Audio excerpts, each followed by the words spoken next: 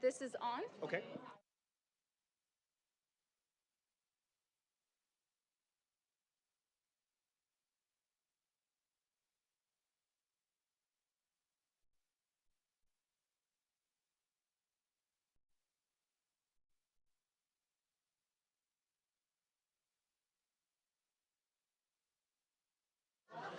Okay, I'll be starting us in about 1 minute.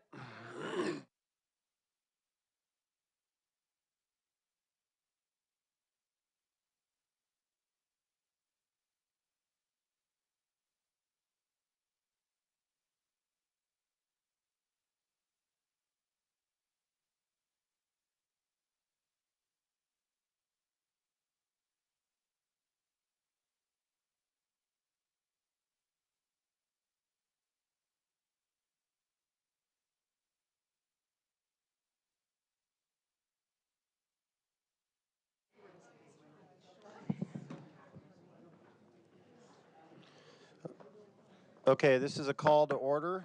The regular meeting of the Governing Board of Education is called to order by myself, Dr. Joseph Komorowski, at 5:01 p.m. on Tuesday, February 4th, 2026 at the District Office Conference Center. Approval of the agenda. Are there any requests for changes to the agenda? If not, I'll take a motion and a second to approve the agenda.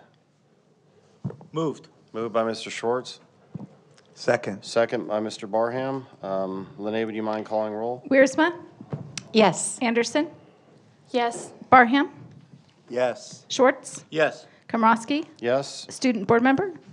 Yes.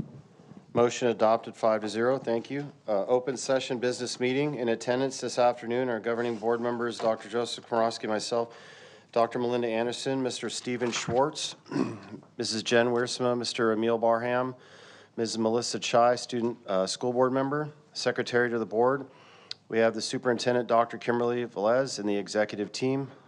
Board advisory committee, we have Gary Oddie, committee chair, Jack Guerrero, Jeanette Chung, Oopneet, Dalawal, Alex Duvos. Forgive me if I mispronounced. And for now, we'll do the Pledge of Allegiance. If I could everybody rise. If you have hats on, please take them off. Kindly, hands over your heart, and here we go. Ready? Begin. I pledge allegiance to the flag of the United States of America and to the republic for which it stands, one nation, under God, indivisible, with liberty and justice for all.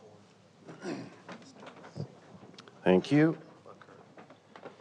And now on information reports, we are here for the Board Advisory Committee Construction and Modernization Update. I move to receive an update from the Board Advisory Committee. No recommendation will be given at this time.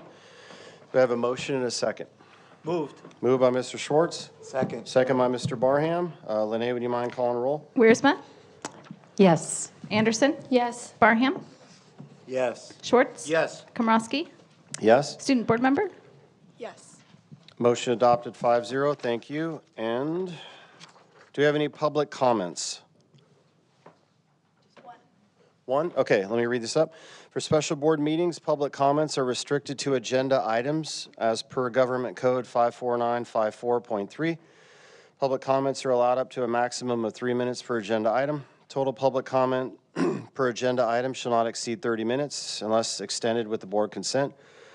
Unless the item has been placed on the published agenda in accordance with the Brown Act, no action will be taken. No discussion will be made regarding personnel issues in open session. All public comments are an essential part of the board meeting and are carefully considered by the governing board. And the salient point about this is if you're going to speak, please speak regarding the Board Advisory Committee Construction and Modernization Update. Thank you. Josh Shirley. It's great to see you all again. It's been a little while since I've been able to make a meeting. I just wanted to take a moment just from a community member from the public to say thank you to all of you who have devoted so much of your time, your mental energy to doing what's best for our district.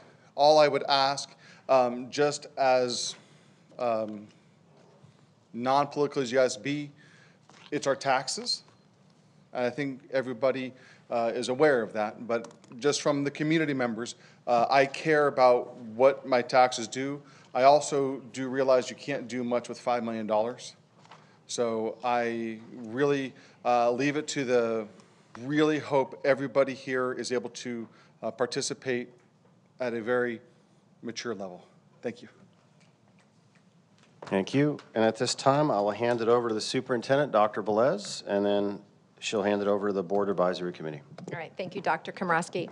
I first want to begin by sincerely thanking the members of our Board Advisory Committee. We've spent a lot of late nights together, one of which happened to be my birthday, and it was a wonderful evening, really getting to talk about things that matter in this district. The care and thought that you have brought to this work, I'm very appreciative of.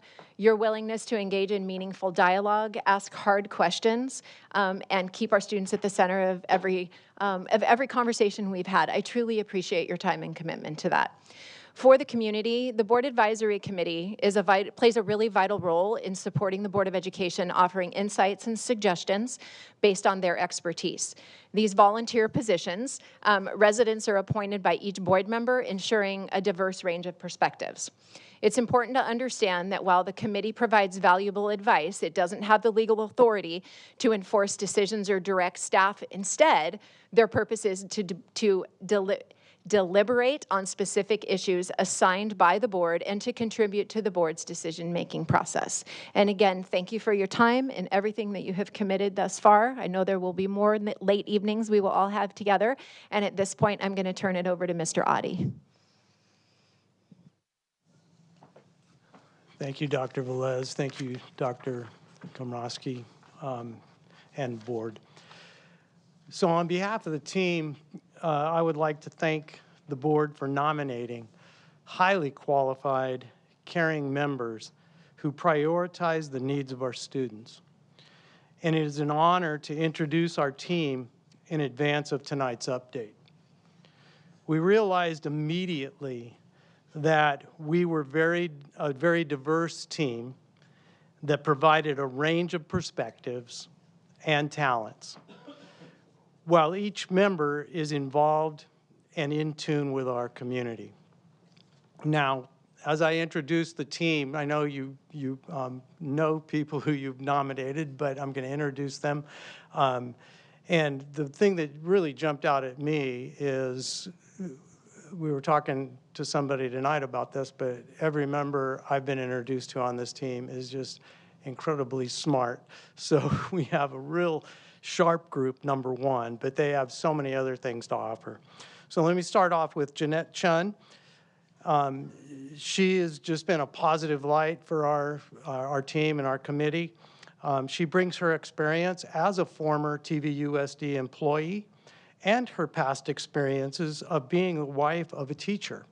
And she'll be talking a little bit about that tonight as she tells our story.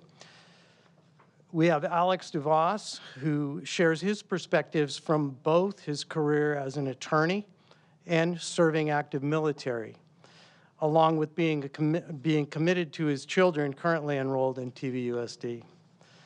We have Upneet Duali, whose general knowledge is off the charts, and her practical experience in the technology field has been really a benefit to our team.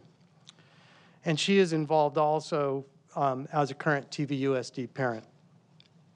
And then the last member is Jack Guerrero, who has a background in local government as a mayor and a city council member, and brings great knowledge to our team from his career as a CPA.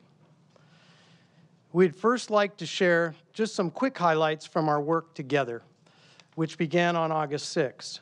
From that very first meeting, our discussion centered on the importance of district finances as they directly relate to student learning and safety and the need to make it a team priority.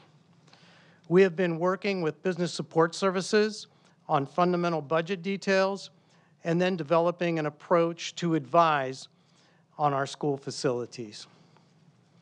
A most significant collaborative decision that we made was to recommend Mr. Jack Guerrero to take the lead on our process to establish recommendations for a potential school bond. As previously mentioned, Jack has experience in both finance and local governance as it relates to bond elections and bond issuance. At this time, we'd like to have Jack kick off our presentation. Thank you. Thank you, guys. Thank you very much, Mr. Audi. I wanted to first appreciate the board's leadership in assembling this committee. We've had a wonderful working relationship with each other and with the staff, and we are absolutely committed to what the public speaker articulated very well, and that is that we're dealing with taxpayer funds. We have a fiduciary obligation to be responsive to taxpayer expectations. And to quote the public speaker, we have to do the very best we can with what we have. So that's a kind of a guiding principle. And so I direct you to the slide presentation. And the slide that we have up on display right now just introduces a few general themes that are going to govern our presentation today. We do not have a final recommendation to this board about what specifics or parameters around a bond initiative that we want to propose, but what we want to talk about is just high-level concepts that are driving our analysis. On this page, I want to introduce 3 points that are important.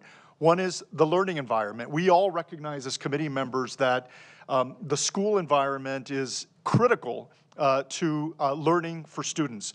The consensus on this committee is very clear that we need facilities that are excellent, facilities that are conducive to a proper learning environment, and those translate very measurably to academic success and performance. And so facilities and the physical learning environment is very critical to this committee. We want to spend a little bit of time today discussing the district's facility needs. So this is very important. We have a very reasonable approach to determining what the needs are for this district.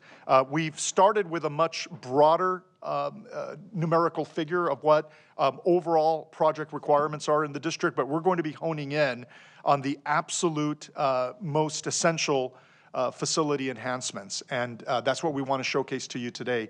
And then we also want to address the funding opportunities that we have to meet those facility needs. And unfortunately, a lot of our sourcing for funding has dried up. Measure Y was probably the biggest source of funding for construction and modernization projects, and the last component of Measure Y was spent in 2025. And so we're now at a point where we need to think about other sources of funding. We're still paying for Measure Y. Let's be absolutely clear. There's a bond defeasance schedule that at the very outset was about 30 years, and so we'll be paying all the way through, I think, 2047. I'll have our staff correct us on that point, but we have several more years to go on bond defeasance. But the important point that I want to make now is that all of the funds available through Measure Y have been exhausted. So we have to think about, other sources of funding. Let's move to the next slide, please. These are some high-level considerations that we're pursuing when we think about the specific proposal that we'll bring to this board at a subsequent meeting. We want to be absolutely fiscally prudent. This is very important. This touches on what the public speaker articulated a few minutes ago. What we want to be very clear about is that we are evaluating all funding opportunities from the general fund to other regular recurring, annual allocations to construction, and then ultimately to a bond issuance, which will give us really the greatest amount of resources to pursue modernization and construction efforts. But we want to be absolutely fiscally prudent. Proposition 39, which governs bond issuances, is very clear about transparency and accountability measures with respect to bond management. And so we want to be very faithful to Proposition 39 legal requirements. That means a transparent project list. That means oversight over how Proposition 39 bond proceeds are spent.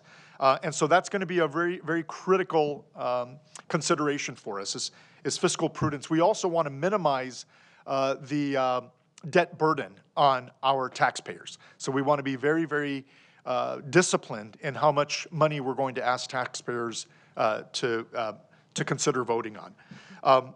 The second consideration is how bond measures and other fiscal options that we pursue affect home values in this community. That's an important consideration for us as well.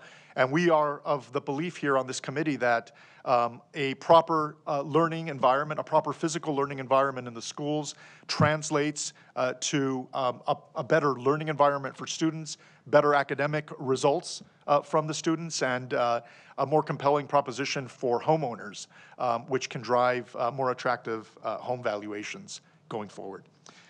Finally, we want to think about how much additional incremental funding, matching dollars from the state of California we can qualify for. Many of you will recall in 2024, California voters approved Proposition 2. This was a $10 billion bond measure, $8.5 billion of which is available to K through 12 public schools, institutions, on a matching scale. 50% for new construction and up to 60% for modernization efforts. And so if we want to take advantage of this matching opportunity that Proposition 2 is making available to us, then that means that we as a district, need to advance some of the funds and really take advantage of a matching opportunity. We've independently calculated that we probably have about $70 million worth of potential match from the state, and this is based on a schedule of aging facilities.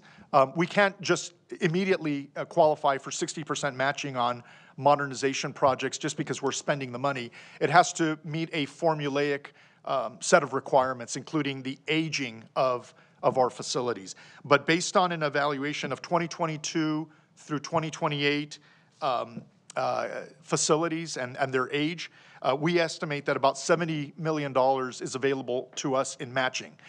Now, if you do the math, that means that we would have to spend at minimally $117 million to qualify for the $70 million match. One other complication in this process is that the $70 million match is not something we would realize immediately.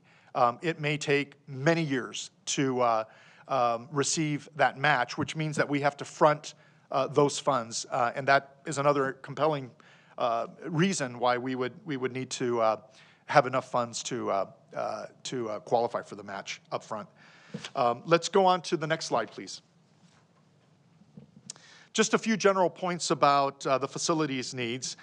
We've looked at modernization projects, and we can share that in the next 6 years, 22 schools within Temecula Valley Unified School District are up for modernization. This means that they are reaching 30 years of age.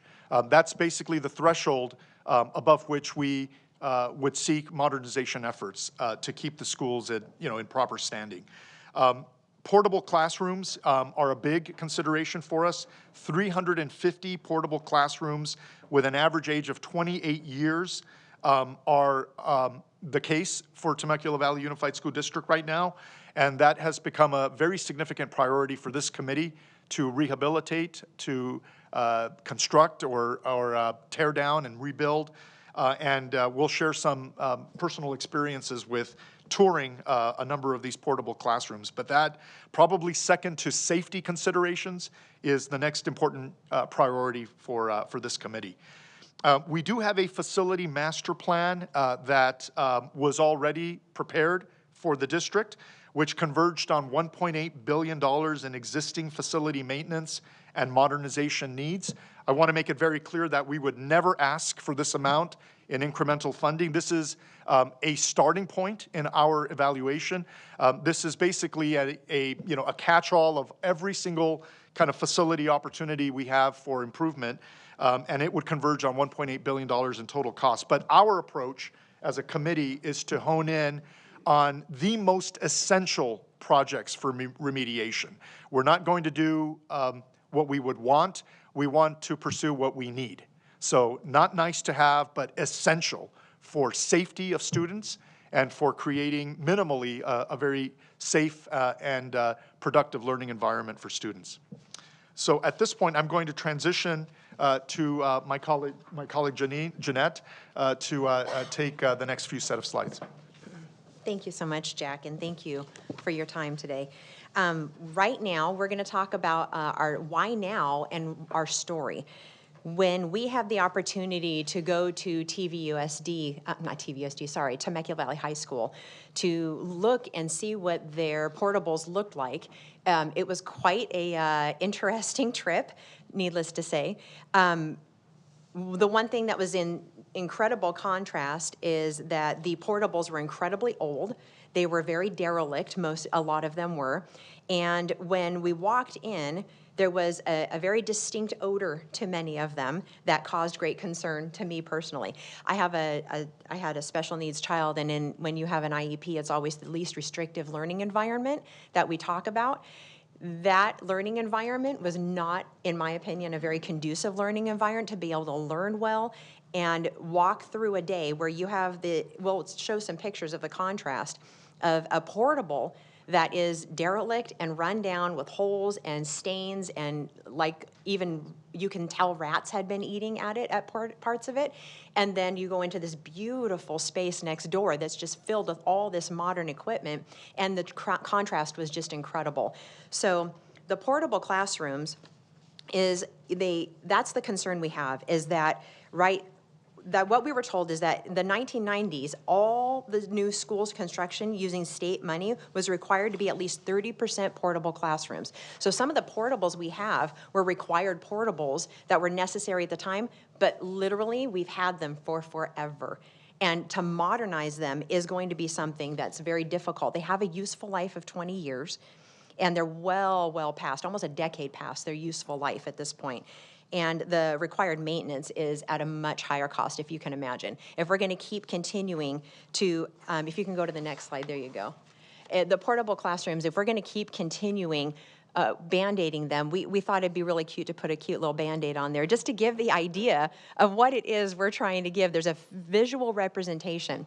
And something that hit me really hard, my late husband was a teacher, and his last teaching assignment was in a portable. And I can tell you right now, after moving him into that portable and having him working in that portable day in and day out, the headaches he would come home with, the exhaustion, fatigue, and the smell that was in that portable on a daily basis. He had sixth graders, if you can imagine. I know these are high schoolers, so they have a different hygiene level. But the difficulties were still there. And the sense of feeling as if you were part of something that was being neglected, or you didn't have the proper tools to be able to teach the kids. The kids didn't really want to be in that portable. They would complain and want the doors open. It would get hot, as it does out here, and the air conditioning wasn't sufficient to be able to even circulate the air, which we can tell was probably one of the things that they're dealing with in these portables. And if you can see from the pictures, there's some really severe damage that's done to these, and they're very worn and they're very tired. And I'm sure everybody's done a really good job over the years of trying to update them and keep them going. But when we walked into these, if the shock value, I can say, was shocking. I could not believe what we were walking into. So if you could go to the next slide. And this is another example of some of the difficulty. Down on the bottom, this slide, if you guys can see, where it has the white wood that's covered up right there, but there's another slide that shows an opening. The critters are getting in those openings, and there's not much they can do because they will eat out anything that's there. And you could tell that portable had critters that not only live under it, but had come into the actual portable. And there's not really much they can do to create a better barrier at this point, because they just chew through and eat through the barrier. That was of great concern to us because there were certain smells that were in there. I made a joke that I would really like to be able to get a scratch and sniff sticker and put it at each person's thing, and so we can smell what we smelled that day and you can suffer what we suffered. But which I'm teasing a little bit, but it's very real. And I think the stark reality of it is that we want our children to be able to be in schools that have a very quality learning environment, because if they're in these places where it is very hard to pay attention, it's difficult to manage not only the I'm sorry, not energy, the air conditioning, sorry, the air conditioning, the HVAC in the room, having that circulate, it just wasn't going to be very easy for them to learn. So go to the next slide. These are, what we wanted to show you was the carpeting, and as you can imagine what that might be like to be in a room with that kind of carpeting, the ceiling tiles that were very damaged and very difficult to deal with flooring. These repairs, like some of them are irreparable, like you cannot actually repair some of them because they're part of the wall of the portable, and that's not going to be something easily repaired without a patch job. So, but if you can go to the next slide. This is what we were so impressed by these new buildings, by the way. But if you can see a 30-year-old portable and how many kids are in that portable compared to the newer building that's a 10-year-old permanent building, it's more spacious, there's more sun, there's better lighting, and that portable right there is packed to the brim. The kids are all the way to the back, and it's like a sardine can. So there's a big contrast there. And we really wanted to hit these portables pretty hard because with having 350 of them in the district, and they need to be torn down because they are so old, that was a major consideration for us, wanting to give the kids a quality education and give them something they can be proud of instead of going from that classroom and having to spend their day at some point, most of them, in some of these portables. There's so many of them, they just go from portable to portable to portable and maybe 1 or 2 classes in the nice area. So that has to be affecting their ability to maneuver and move on as well. So go to the next slide. And here's, oh, that's the same slide, right? Oh, there you go. Yeah. Oh, yeah, there you go. There's the lab. And so the labs that's pretty incredible there. Look at the modernization of the labs. That's pretty impressive. And they had a lot of technology that was available to them to be able to teach very effectively the students. You know, we're coming into a technological age. And when the students have technology available to them that they're actually going to be utilizing in all of their future jobs, and coming in and being able to utilize and use that technology and have highly effective lab equipment compared to what they can do in the portable that does not have any of that technology. It's literally like I felt like I was in high school when I went to high school in the portable, and then this is new modern era of which our children are going to be able to have a better learning environment. And so there's just one more slide if we could. And this is just to show you the contrast of the outside and the 10-year-old building and how beautiful it is, and the difference of having to go and look at these portables, and they're just a little bit unsightly. And I think that if you're walking into a building like the 10-year-old building, there's a sense of honor and pride of walking into there and feeling as if you're in some space you really want to be in, and it kind of elevates your feeling of wanting to be at school. Whereas if you're in the portables, I can tell you I would not want to be in there very long, and it would make me want to be out of them, not in them. And so it just felt like a very different learning environment. And then here's, in the next slide, here's some just beautiful pictures of the new buildings and the amenities that are available to the students in those buildings to give an even greater contrast. What a beautiful building this is. And we were so impressed when we walked in there. We actually were so excited. We had our meeting in one of these rooms because we just wanted to be in that room so badly after walking all those portables. It was such a greater feeling, and the lighting and everything was so impressive with all of the technology. We sat there just stunned. And the beauty of even those hallways, it just makes you feel like you're in a collegiate atmosphere. And so we really appreciated that. Next slide. And so this shows a couple of the different schools, and Summit Academy, Temecula Valley High School, and then this other one is Vale Elementary, and just had what you can do with modernization and what you can make it feel like, and give the children a sense of pride to be able to walk into a learning atmosphere that they're going to want to succeed and excel in.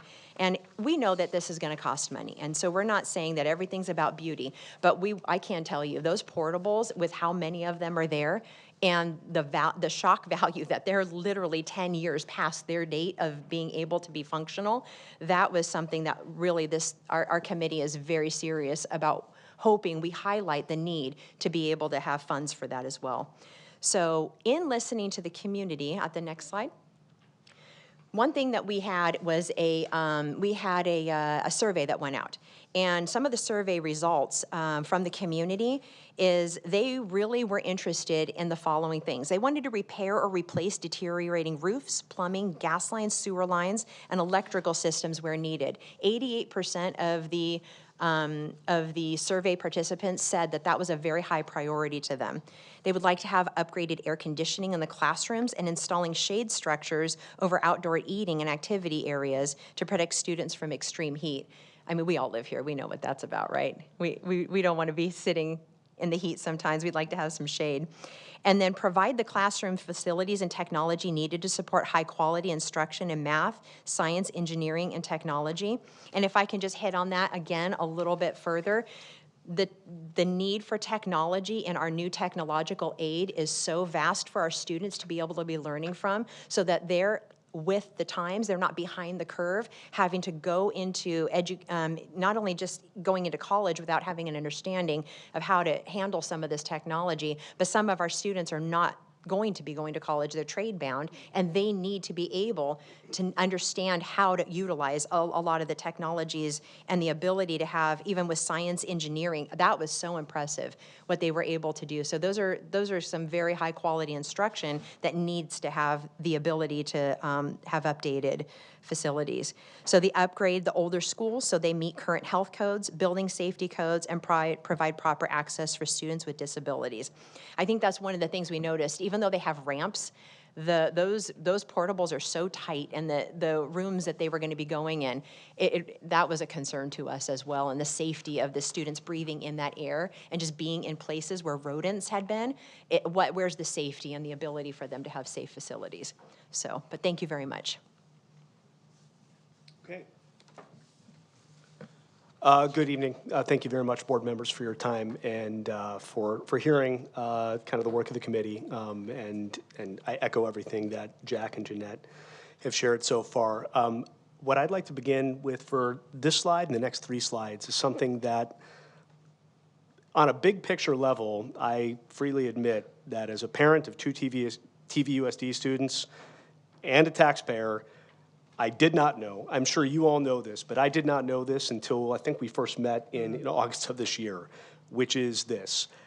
There is no automatic ongoing pot of state money that shows up every year for school facilities maintenance and modernization. None. Districts have to build their own plan, and they have to stitch it together using a few different funding sources, which is what we have up here on this slide. So you can see there's 4 main buckets from left to right. I'm going to focus primarily on the last 2, but I'll address the first 2 because they're part of our consideration, as Jack referenced. The first one is school impact fees. These are generally tied to new development, which means that they tend to be more limited and less predictable. The second one is the district general fund, which I know the board members are extremely familiar with. This can cover some facility needs, and indeed it is used in the absence of bond money to cover the most critical overdue facilities Band-Aids, if you will. But when that happens, it competes with everything else that the district has to pay for out of the general fund. Staffing, educational programs, daily operations. So it's really not intended to handle these types of major renovations at scale. Which brings us to the second half of the slide, the last 2 buckets, which are state matching funds and local support. And I'm going to break down local support in a little bit more detail here, because really what we're talking about when we talk about local support is is voter-approved bonds. And the idea behind these 2 and the criticality of them is kind of this basic concept, which again, I had no idea about until we all met together for the first time in August. And the idea is this: local support is what puts us in a position to be able to do necessary modernization, and most importantly, from a taxpayer's perspective, to unlock state tax dollars that we've already paid and only receive by virtue of having the ability to get matching funding for modernization, which I'm going to talk about a little bit more on the next slide. So on the state side, Jack previously addressed this. The money comes from statewide school facilities bonds like Prop 51 from 2016 and more recently Prop 2 from 2024. And importantly, all taxpayers, us, everybody in this room, everybody in our district, is already contributing to those statewide bonds along with everybody else in California. So we're already paying this money to the state, but the key point is in the second bullet. In order to actually bring those tax dollars that we have already paid back to TVUSD, the district needs to have eligible projects and it needs to have local matching dollars. Without the local share, without the local funding, the state share is not going to come to TVUSD for facilities modernization. It's just not. And in that box there, Jack also alluded to this before, this table explains the breakdown for modernization, which is, as Jack and Jeanette both talked about, probably our most critical need. For the older permanent buildings that need to be modernized, we looked at some of those and what can be done with an older but permanent building, a permanent structure, for a comparatively less cost.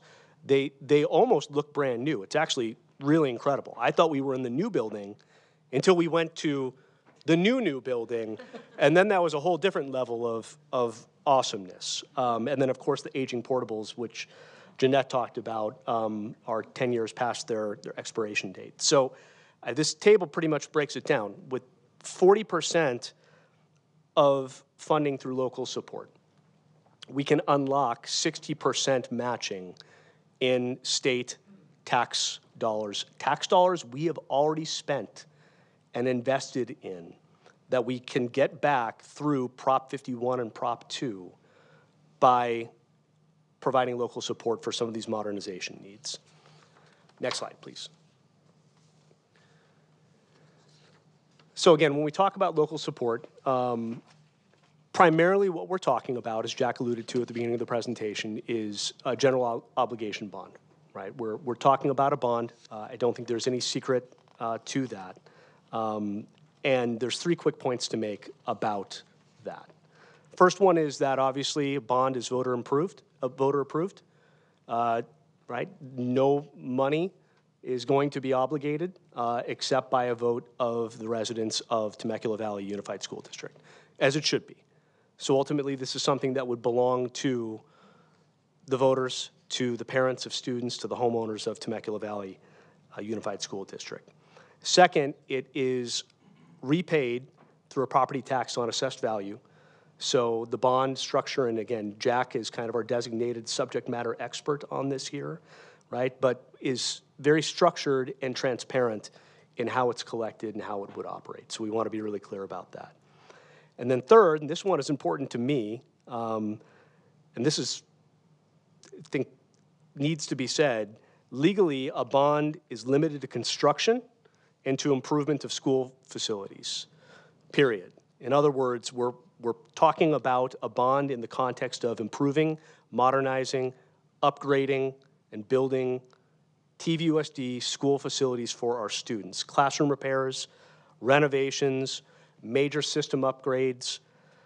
Well, I think one thing that hasn't been discussed yet, but I'm sure you'll hear more about, is some of the safety concerns with some of the existing buildings, which were certainly eye-opening. You know, when you're in a portable classroom and you think about your kids attending school in a portable classroom in the event of some type of active shooter situation or other emergency, everything from the alarm system and concerns about its efficacy in those portables to the ability to either lock down or safely but quickly evacuate. Those are all very real concerns we learned inside of these portable classrooms. And contrast that with the new classroom building, I think it was the 300 building? Am I getting that right, or am I making that up? The newest one at TVHS that we went to, 600 building. I was close. I mean, that we stayed and we had our meeting in that, and we kind of real world scenario mapped out some of the same safety considerations in the context of that building, and just the peace of mind of imagining your students, your teachers inside of a building like that versus a portable, I think all resonated very, very much with the committee. So again, we talk about improvements in the context of classroom repairs, the floors, the ceilings, the HVACs, the smell, things like that, but we're also talking about major system upgrades that I think are of vital importance to the safety and health of all of our students. And then, of course, the portables, which I won't add anything more to what Jeanette, I think, described about our experience walking through those portables and replacing 350 portables with safe, clean, permanent structures that are conducive to student learning. I rabbit trailed there a little bit, but the key point here is that any money from a bond is going to be spent on those things. It is not being spent on salaries. It's not being spent on day-to-day operations. I joke it's not going to be spent on remodeling Dr. Velez's office, right? It's only going to be spent on the task at hand, which is the most necessary, triaged improvements and renovations and upgrades to our school learning environments. So that is that has been the focus of the committee, is identifying. I think we framed the problem, and in exploring possible solutions to this, general obligation bond is certainly the biggest one that comes to mind for a variety of reasons, but not the least of which is the fact that for 40% of our local support, we unlock 60% of our tax dollars back into this district, which we otherwise wouldn't without the ability to provide that 40% of local support. So with that, I'm going to turn it back over to a few sets of slides. So we've established that there's a need for sure within the district. Minimally, we have a need of $117 million that would unleash the $70 million in matching fund under Proposition 2. So at least we should be considering $117 million as a bottom floor. But of course, beyond that, we've identified a number of project areas that are critical to the district. So the next important question for this board and for the committee's ongoing work is to determine what specifically we would like to recommend for a bond measure if the board has appetite to go in that direction, and what are some general kind of concepts that will guide our recommendation. So on this page, I want to talk about each of these bulleted points. Very important to this committee is that whatever bond measure we propose translates into minimal tax burden for the taxpayer. And in a subsequent slide that we'll get to in a moment, we will share how the current tax burden compares to neighboring districts in Riverside County. In fact, we looked at how the tax burden would compare to school districts all across the district, all across the county, not just in the neighboring communities. And I'm happy to report that our burden historically has been the lowest. Additional funding through a bond measure that still keeps us, comparatively speaking, very favorably positioned relative to other school districts across the county. And that retaining that rank is still very critical to this district or to this committee. We also want to focus on, again, the most necessary projects. So we started out with a $1.8 billion master plan that includes everything. And we have been working behind the scene, and we're not quite ready to present to this committee, to this board on today's meeting, but we've worked from that $1.8 billion starting point, and we have narrowed or significantly refined that list to 8 categories that are very important to us. They include things like the portables. Again, I mentioned at the very outset that this was a top priority for us. Safety rehabilitation for facilities, and this includes electric, HVAC, roofing, things that are, kind of bare bones updates to our facilities. And so we want to stay focused on just necessary projects. We have a grid that we've been building out that I'm very excited to share at the right time, but it basically has across the top all of the schools that we are targeting for the funding. And then across the rows, we've got 8 different categories of remediation. Again, portables, safety, HVAC, electric, roofing, and a number of other critical categories.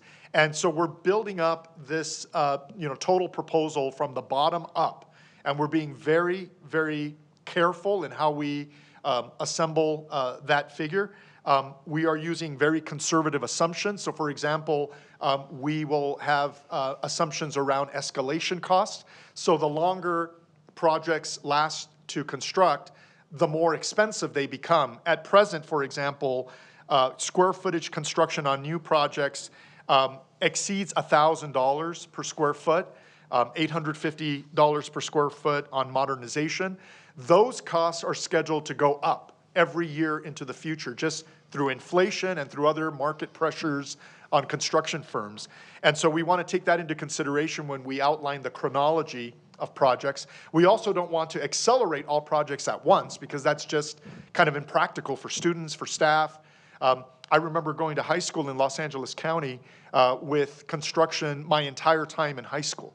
And that was not pleasant as a student because we had all these, passages through the school with visible construction projects, everywhere we looked, and it just wasn't pleasant. So I don't want that to be the case for the students and for the staff at this school district. So we would never pursue a bond measure that issues all of the proceeds immediately and kicks off construction projects across the board everywhere. That's just not appropriate. So we would stagger it over a chronology, and that would mean that we would have to make assumptions over how those costs escalate over time. And we could be very aggressive with those assumptions. We could overinflate the overall costs. But this committee has been very clear that we want to come up with a figure that is absolutely bare bones and that does not overinflate the costs. So when we do come to this board with a proposal, I want you to rest assured that we have been very conservative in the outlook and that it truly is a bare bones minimum. We also want to produce a level of specificity around the projects because not only is that good governance from a board management perspective, but it's also the law. Proposition 39 requires an explicit list with some specificity over where the money is going to be spent. And Proposition 39 also requires oversight, citizen oversight, to make sure that the bond proceeds are spent in accordance with the project list or the specific list. So that's important to us. We also are committed to evaluating all funding options. So we talked about the bond, of course, and that's a process, but we also, don't want to write off other funding sources. We have a general fund balance that was reported to this committee a few weeks ago at about $145 million. That's what appears in the audited financial statements as of June 30th, 2025. Now, not all of that is viable for allocation to construction. That's a conversation that we need to have in preparation for the next budget as well. And then, of course, as we think about use of the general fund over ensuing fiscal years, we see an encroachment on that balance because, based on the mix of expenses and revenue for this district. So it's not a viable option in its entirety, but it is something that this committee is looking at. So again, what we want to make clear to this board is that no stone is unturned. We want to look at all viable options for funding. And if the final recommendation from this committee is a bond measure, it's only because we've exhausted all other options for funding.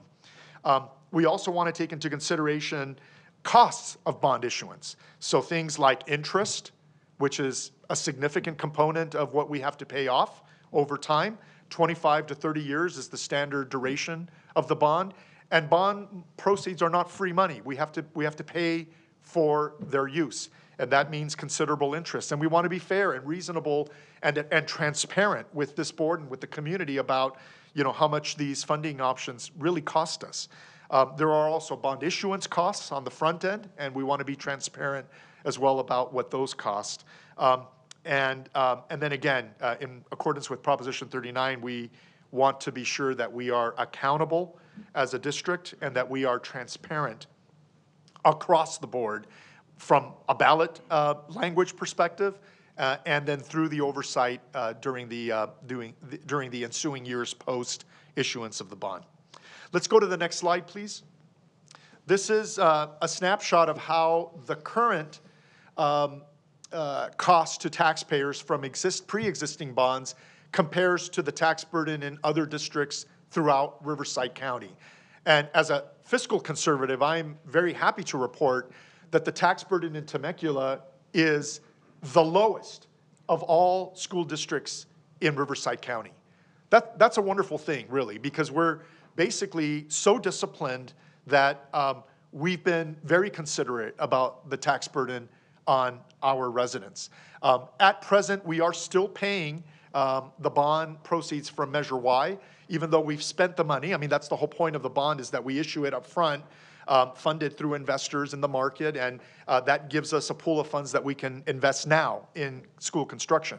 And so Measure Y has been fully spent by now, or allocated in its entirety. And so that no more incremental funds are available under Measure Y, but we're still paying for that. And the burden right now for us is approximately $15 per $100,000 of assessed value on homes, okay? So there's an interesting mathematical comparison we can do right now by just looking at this slide.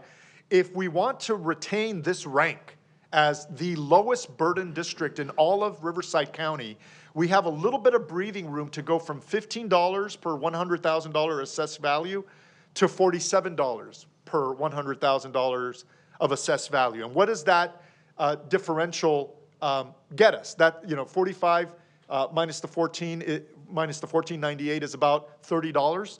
So if we pursued $30 of incremental bond issuance per $100,000 of assessed value, that would generate roughly about $188 million in bond proceeds. If we went up a little higher to $20 per $100,000 of assessed value, that could garner about $210 million of additional proceeds. The reason why I'm kind of hovering around, these metrics is because of the case that's very important to many of us on the committee, and that is that we compare very favorably to all other districts in Riverside County. We don't want to go anywhere near the top, anywhere near the middle even. We want to be so disciplined that the burden on taxpayers is, if not the lowest, among the lowest, after everything is approved, done, and said. So that's a very important consideration. So let's go to the next slide, please. Just some general next steps for us. We want to continue the work that we are already in the middle of. We are working through, again, these parameters of 8 different categories, and that may change as well, but we're currently honing in on 8 of the most important, the most significant project areas. And then we're also identifying the schools that we want to focus on. And the priority, of course, is to those schools that qualify for the matching fund. It's a formulaic approach. Not every school qualifies for matching. It has to meet certain criteria like 30 years of aging facilities. And so we've ranked all of the schools, and we've identified the specific schools that are most eligible for the match. And then again, a set of parameters around the most critical project areas. And we're building up from the bottom up through a variety of conservative assumptions, a final proposal that we would like to come to this board with. But those are works in progress, and we wish to present that at a future meeting. I'll transition now to the head of our committee. So speaking of that, where do we go from here? We need our timeline slide. And we'll look at that. So here we are in February, and we're doing the update tonight. At your next board meeting, we're recommending a board decision on an updated survey. So you've been presented the first survey results, which were very supportive. And we're looking at needing to do another survey, and we'd like to do that in March. So we're hopeful that the board will provide us with an updated survey in March, and provide yourself with that survey too. And then when we get to April, we'll review the survey results, and provide our final recommendation to the school board. Which brings us to May, where in May the board will look at whether or not they would like to put a bond on the ballot, and then in June would finalize the language on that and have a vote for that. So the decision would be made in May, and then finalizing language and having a vote would happen in June. And so that's our timeline. We look forward to working with you on that as we move forward here in the spring. Thank you. Thank you, committee, for a wonderful presentation. Thank you. So what I'd like to do as a board, is the committee done presenting? What I'd like to do as a board is go one at a time, maybe give each board member 3 minutes, and then and no interruptions. I mean, that's your chance to, question, points of clarity, whatever. And we go through the cycle of all 5 of us and maybe even another round. Whoever wants to go first, I'll go last. Thank you for your presentation. Really appreciate all of you. You're welcome. Thank you for your time. Yeah, just a quick question. Steve, you're first then. Okay. $15 per 100,000. $15,000 per 100,000. Is that monthly or yearly? Annually. Yeah, Annually. that shows up on the, on your tax bill, your property tax bill. And you can even see the assessment there for Measure Y. So you're saying the money that you've thought that we might need, the number you gave us, would cost us $180 for the whole year? 15 times 12? No, it's a once a Per year $100,000. of assessed value. Yeah, Okay. so for example, if you have $1 million of assessed It would be value on your home. $150. Yeah, that's right. Okay. It would be $150 extra per year, on Right. top of what we're already paying. Correct. For Measure Y still as part of the bond defeasance. Okay. Just a second to say thank you to all of you for your hard work. What a great presentation. Those of us who visit schools know exactly what you're talking about. I live around the corner from Paub Elementary, and I used to do the voting there, and the people would walk in and look around the portable and go, "Oh, God, you actually have kids in here during the day?" And yes, we did. So I just want to say personally, thank you for the time and expertise that went into the report. Our role as a board is to evaluate whether these identified needs and recommendations justify moving forward to the next step, which would be considering a potential bond measure and the effect it would have on our constituents. And thank you, guys. Actually, I'd like to add to what Jack said when he mentioned assessed value. That is a very important clarification that we all should have in our mind. Assessed value is when you bought your house. So somebody who bought their house in 1990, they are probably assessed at maybe 200,000 is their assessed value. So it'll be $40. Like let's say we add another 20, that'll be another $40 per year for them. It might be the market value of the house might be $1 million. That person will not be assessed, because when we were discussing how much to recommend, we did consider people who have been here for a long time, seniors, people on fixed income, so that the tax burden is not too high on them. So that is very important to keep in mind. Assessed value is different from market value. Thank you. Any other? Steve? No, thank you. Okay, yeah, you're welcome. Anybody else? Yeah. Emil, you're next. Okay. Thank you very much, Board Advisory Committee. I know this is hard stuff, and I appreciate all the hard work that you have put into this. And your presentation has been very, very informative for me, I want you to know. Mr. Guerrero, I have a question for you, because I know that you have been critical of bond measures in the past. So that we're transparent to the public, a couple of years ago, I heard you talk about economic conditions not being stabilized. Here we are in 2026.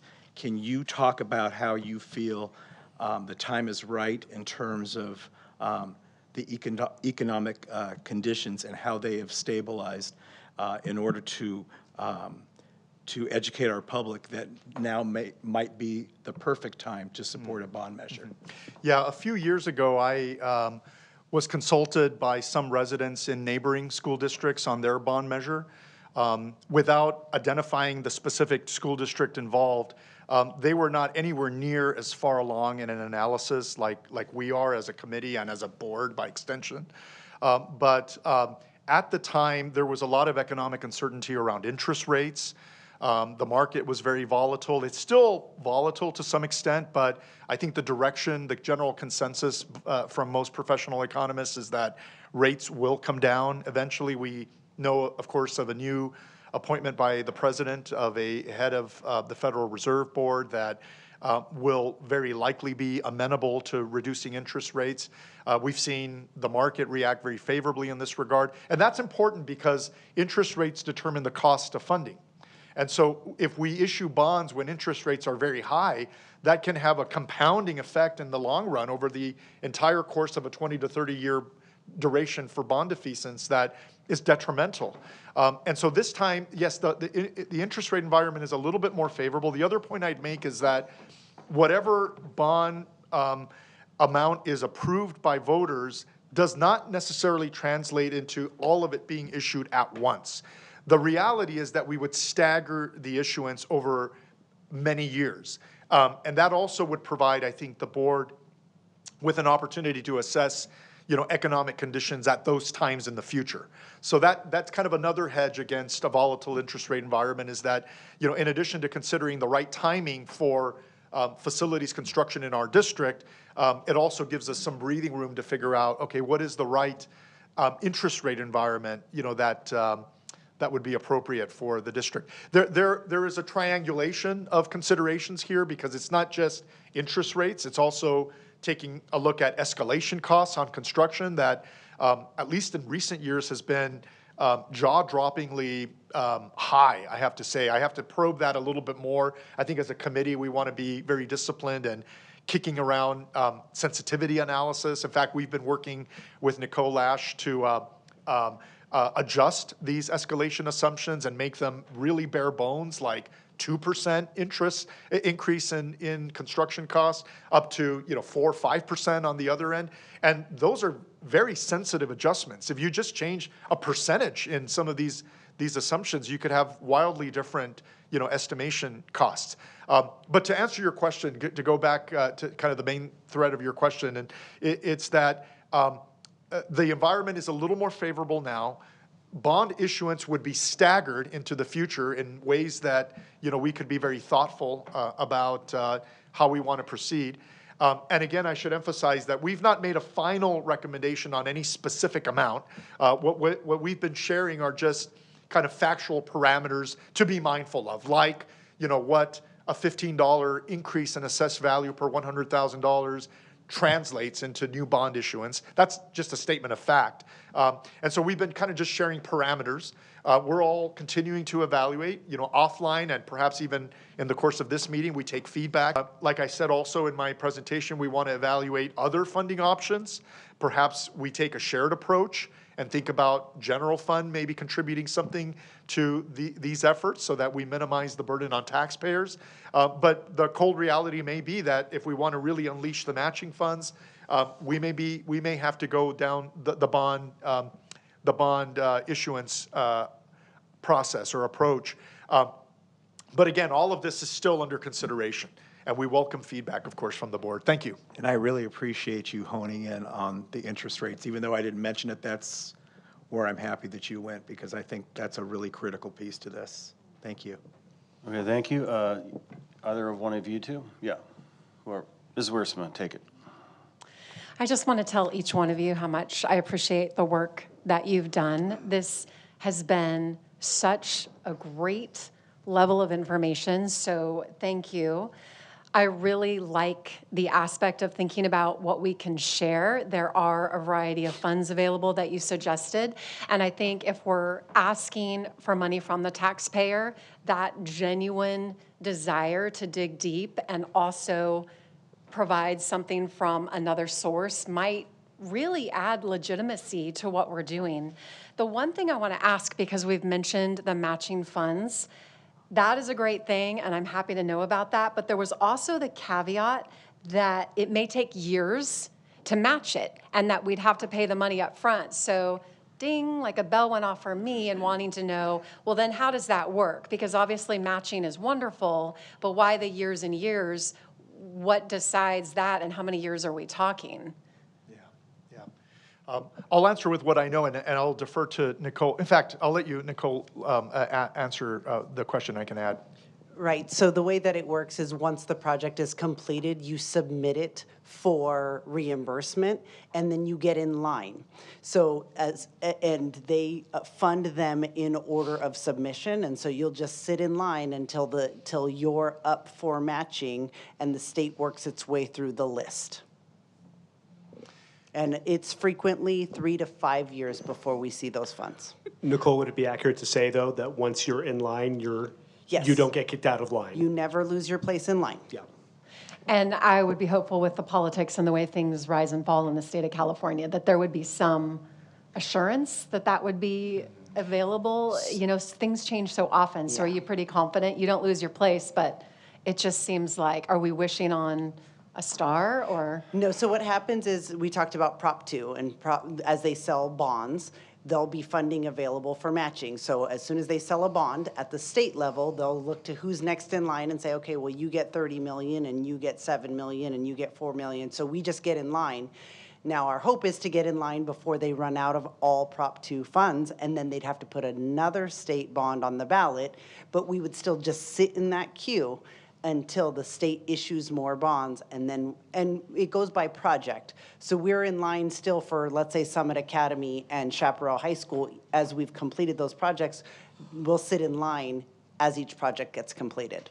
Got it. And so, but there is no, they don't take it away. It's just once they issue the bonds at the state level, they go in order of submission. Okay, thank you. No problem. Yeah, it's an important point that Ms. Wiersma brings up, though. Very important caveat is that the matching is not guaranteed.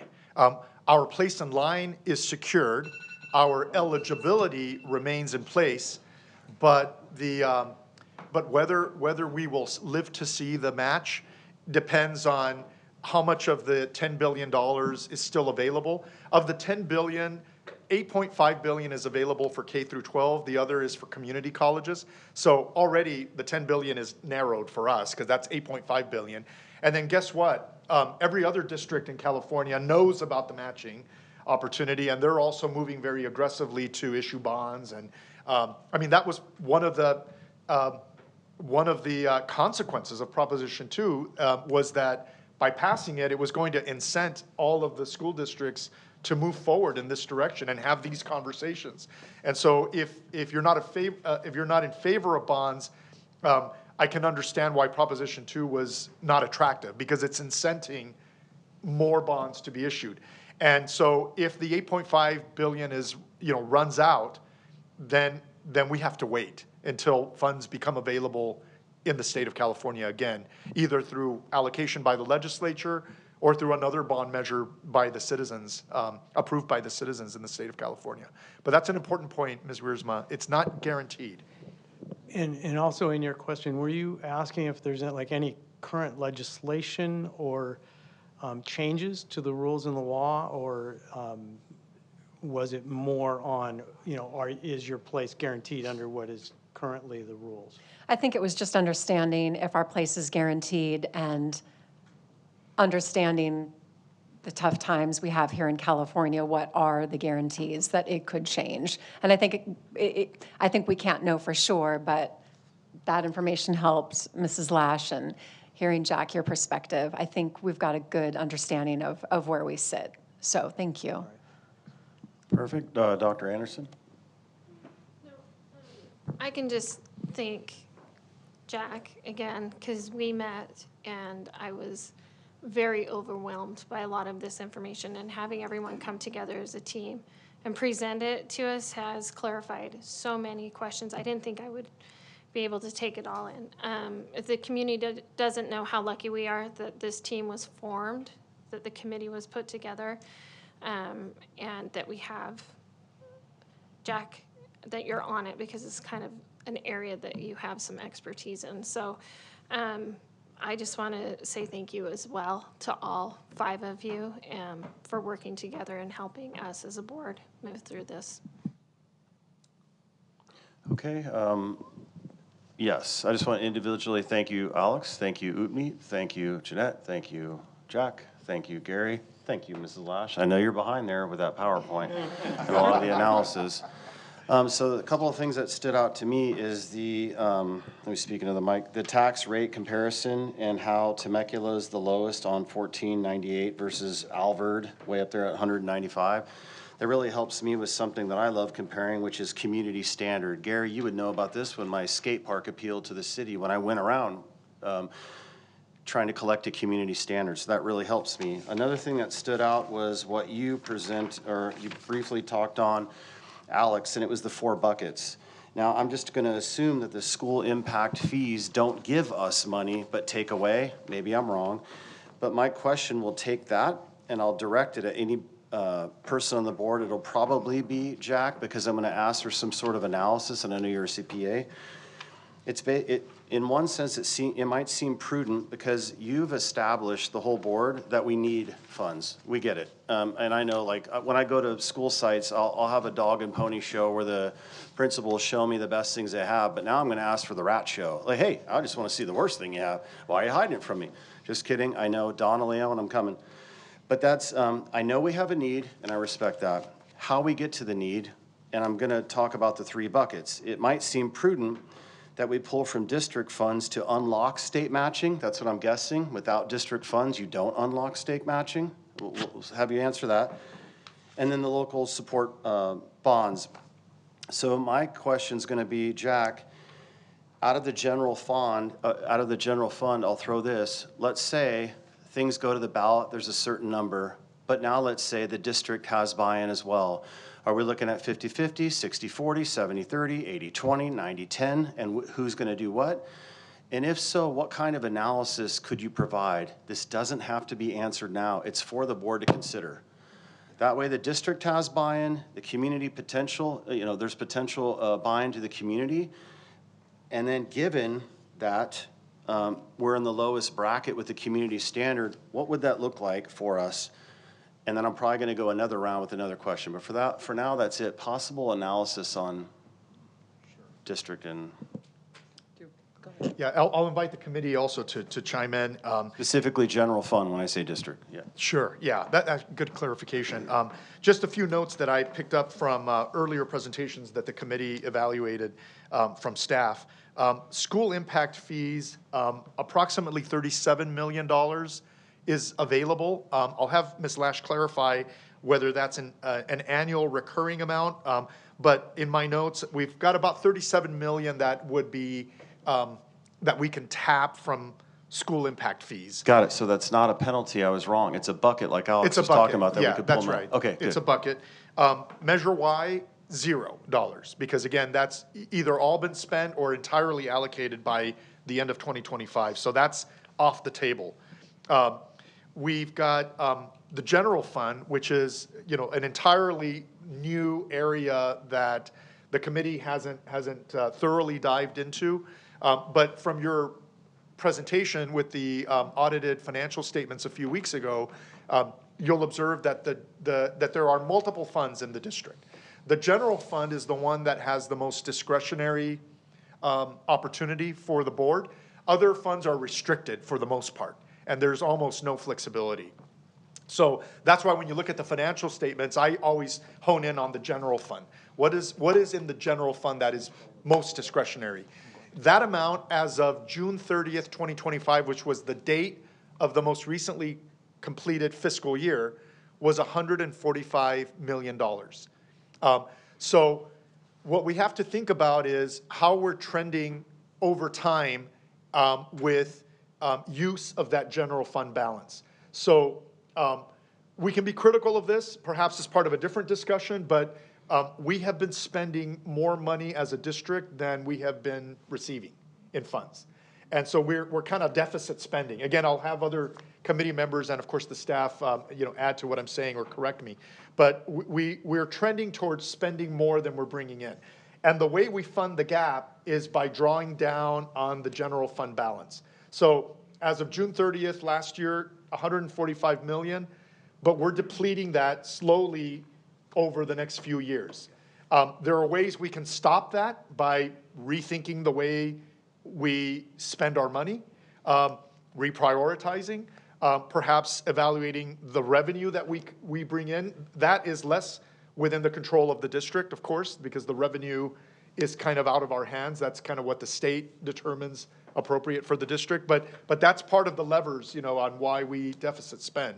And because we're trending towards deficit spending every year, we have to draw down on that general fund.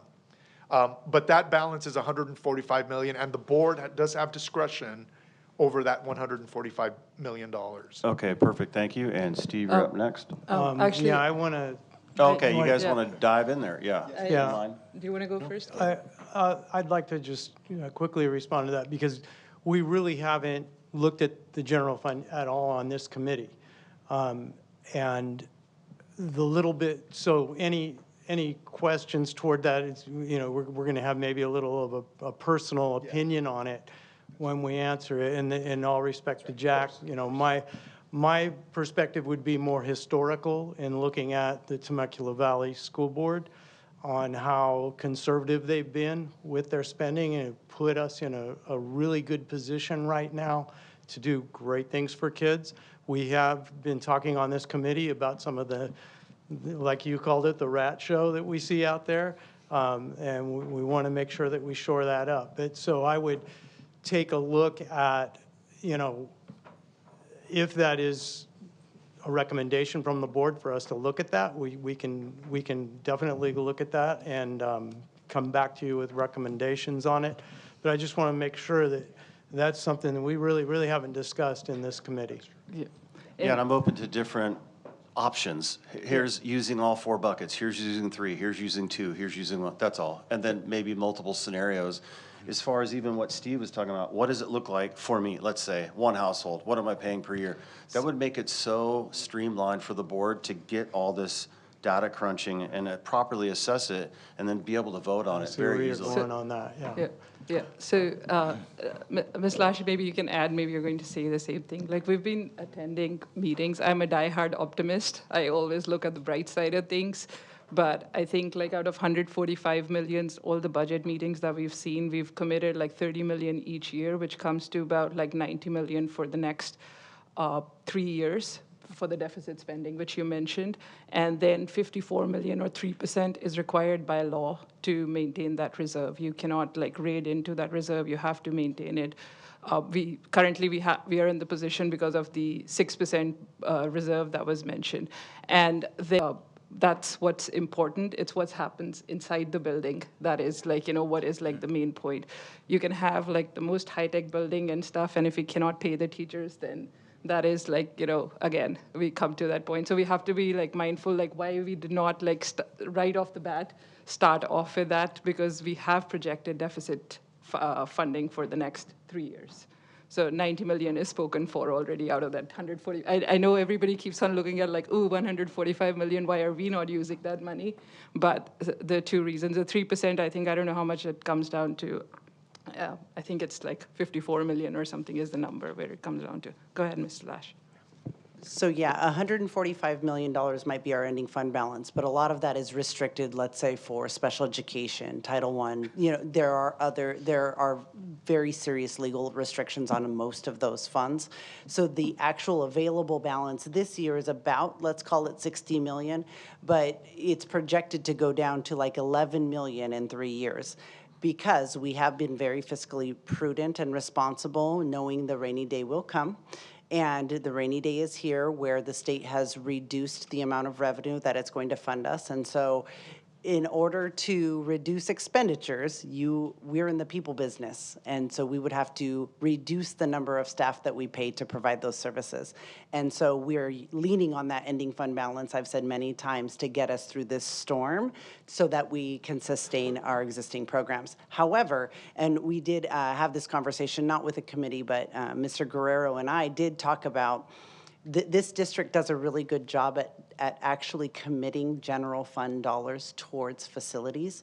The board made a commitment, and it has sustained the commitment of 1% of its general fund dollars will go towards facilities.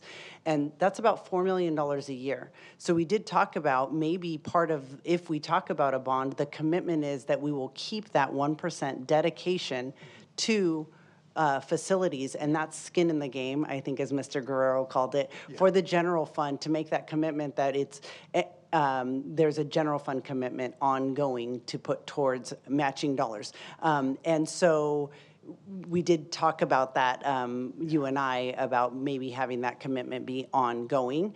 But just point of clarification, so school impact fees, those are what we call developer fees and CFDs. And those are about $4 to $7 million per year in revenue. The ending fund balance of about $37 million is all committed in existing projects. Remember, we're modernizing Nick Valley, Margarita Middle School, Temecula Elementary School, and we're just starting to talk about Temecula Valley High School. Those funds are going towards those projects, so they're committed. But you're right, that is the ending fund balance. That's not the recurring revenue. We did talk about that those funds would be used for roofs and asphalt and pavement and emergency management systems moving forward, but we do dip into those for state matching. And then the last thing I wanted to mention was our available reserve. It is $145 million. 6% of that is reserved for economic uncertainty. So remember, above that is kind of what's truly available. But I just kind of wanted to add a few points of clarification. Thank you, Mrs. Lash. Thank you, Upneat. Thank you, Jack. Thank you, Gary, for that. And I've got more clarity, but we're going to go to Mr. Schwartz. Just real quick. As most of you know, I'm on the CSBA Legislative Committee, and one of the things we talk about is Prop 98 funding and trying to get around having it cut.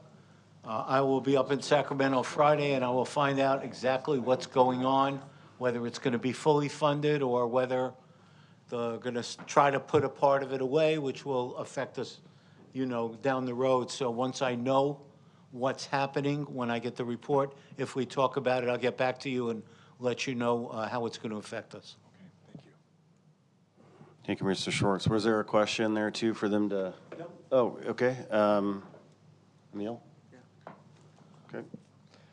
So, Mrs. Lash, in terms of working with this committee, how have you established guidelines and criteria for prioritizing projects? Great question. We always start with state matching eligibility, right? We really want to maximize how much we can get from the state bond dollars. So we start with state matching, and then we look at greatest needs.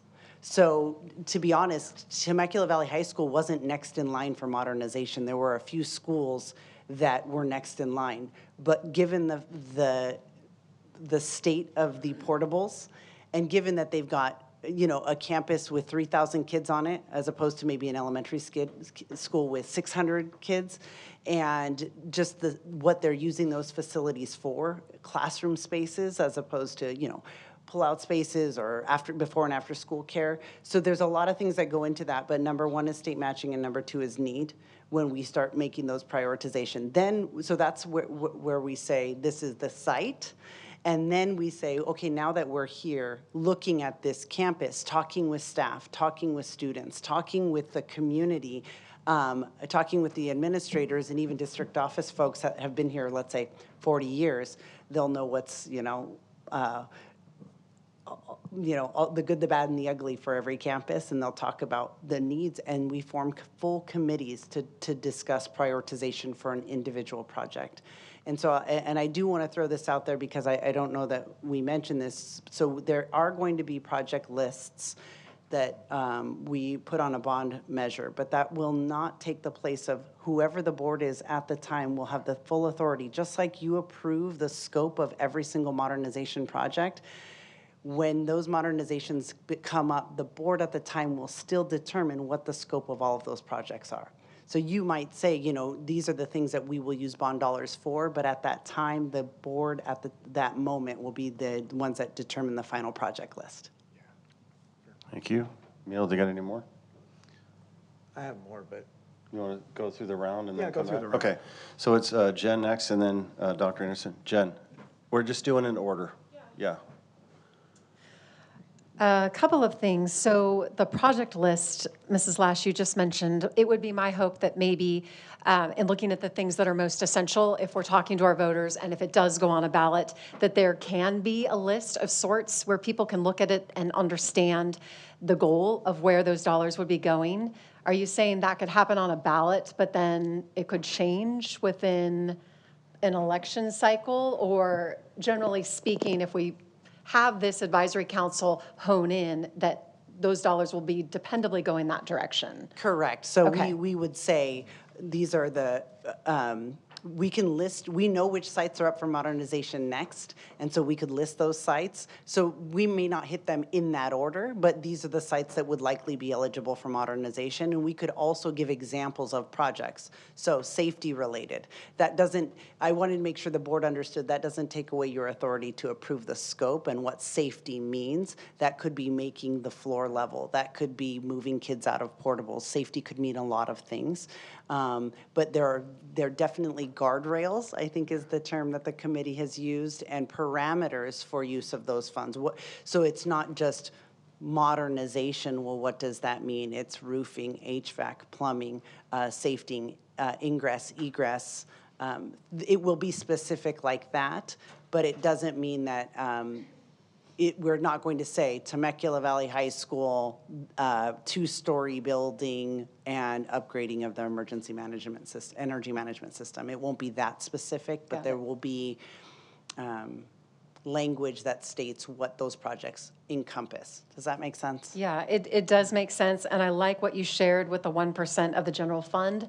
Continuing on, I think that's important if the public's going to understand our part and we continue with that, or if it increases just a little bit, I think that's good.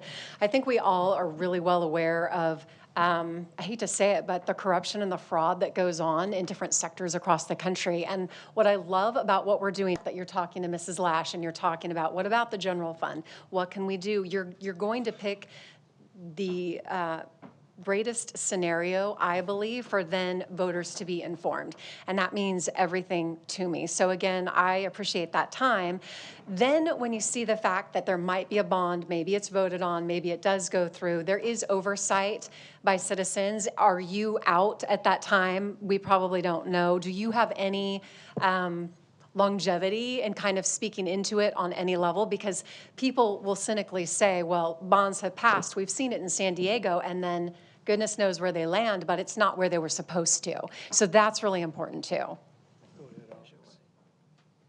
Yeah, I think what we have seen, what I can speak to, again, I learned a lot. I have learned an incredible amount that I did not know as a taxpayer, as a parent, as a citizen, just since August. Going through Measure Y, going through the itemized, detailed, unbelievable amount of detail to make completely transparent every dollar that was spent and what it has been spent on or is going to be spent on, was absolutely, I mean, it was more data, Dr. Henderson, than an ordinary human could possibly take in, but it was all there. Now, to answer your question, Ms. Wiersma, about what our role will be whatever it is the board wants our role to be, right? If you want us to, show our scratch work, I'm very confident we're prepared to do that. Jack is a maestro at this, and we are all committed to kicking the tires and making sure that before we propose anything to you, it's been duly vetted, and every detail that you require is provided to you. And then if and when that translates into providing that same level of detail, transparency, accountability, oversight to the community as it prepares to vote, or even beyond that, I think it's going to be whatever your desire is. Jack? Yeah, if I could just add one more perspective here. When we come to the board with a final recommendation on an amount that we want to support for a bond measure, it will be because we've built a detailed project list with significant specificity to justify the amount that we want to propose. So that's the project list that will inform the amount. Now, what guardrail will exist for the future, because we won't always be here. I mean, the bond issuances may happen over the course of the next decade. We'll pay for them over 25 to 30 years, but the issuances and the board's determination of where the proceeds will go specifically is a decision that will be made by your successors as well, once you're off the board. So what guardrails exist for them? That, I believe, will come down to the ballot language and the specific list that is accompanying the ballot language.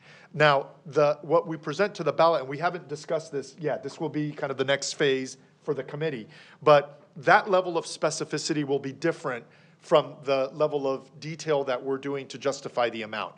So what we're doing now is to justify our proposal. But then it's the board's responsibility to put guardrails, and the way to do that, one way to do that is by being specific with the project list that accompanies the ballot.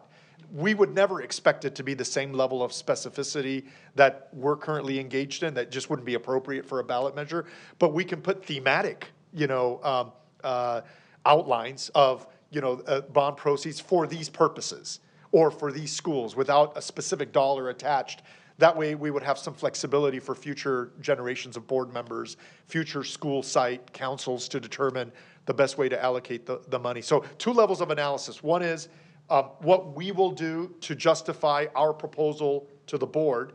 And then there's a separate list that the board will need to vote on eventually that will accompany the ballot measure. And those will be the guardrails for future generations. Thank you, Jack. Okay, Jen, I'm going to move on to Dr. Actually, Anderson. adding to Excuse me. Hold on. Let me just clarify, because I'm trying to keep us on track. I'm going to call on Dr. Anderson next, and then Melissa, I know you said before the meeting you probably didn't want to weigh in, but I'll still call on you just in case you change your mind. Oopnie. Yeah.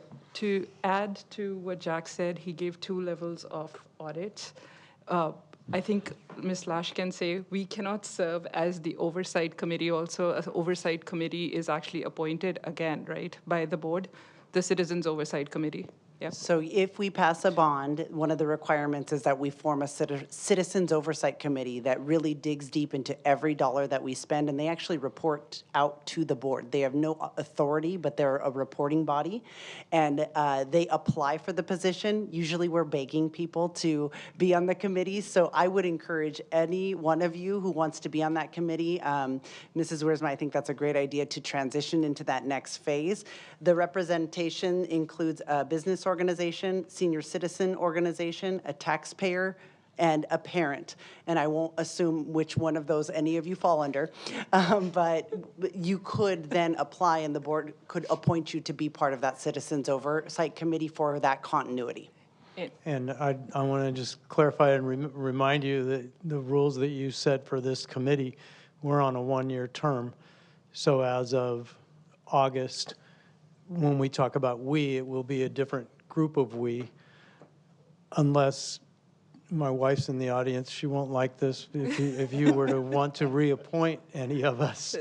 But just to clarify that when Ms. Wiersma said, where do you go? Well, in August, we go away. Thank you for that clarification. Opting for campaigning for that seat for for the next cycle. Jeanette, you had something too. I just want to make a comment Anderson. real quick. Something that was very impressive about Temecula's school district is that you can find every single one of their maintenance needs and projects online. That's something that we perused and actually looked through. It's so transparent. Any community member can go on there. Anybody can. To be able to see the projects that are needed and the scope of project as well as the cost of those projects. It is so transparent what has been happening here, and that's one of the reasons why we're so proud to be able to even be walking through this, and it's something that was discussed because of even Jack not being favorable to other districts doing it. The transparency is incredible, and anybody can see the projects that are needed. Thank you so much. Dr. Anderson? And this is just information that I want for a future meeting, so I wanted to talk about it now. When I know I'm not an expert, and that's why I feel really good about this committee, because you guys have done the work.